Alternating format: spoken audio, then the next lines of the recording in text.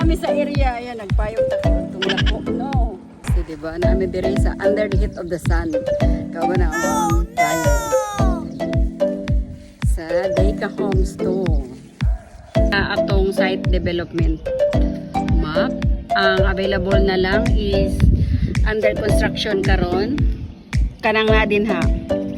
Kana. So, na siya ang atong available. Nindot kay siya nga area guys kay pagsulod nimo entrance niya naara dinhi ang plaza.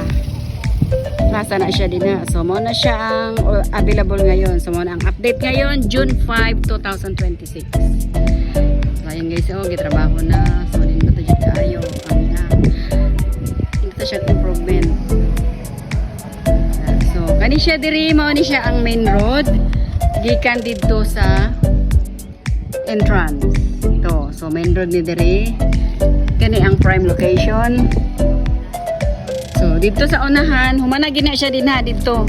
Humana na siya dito, black, ano na siya, black 10, 11, 12. So, ready for connection na siya sa tubig o kuryente. Nindot kaayo ang available karon guys, ang availability. Nindot kaayo kay dool siya sa entrance ug atbang siya sa plaza. So, sa mga gusto mag-invest o maghimog negosyo diri, the best din kayong location nga ron nga available. So ang bigger size siya karon kay 44 square meters ang iyang lot area, tapos ang iyang floor area is 32 square meters.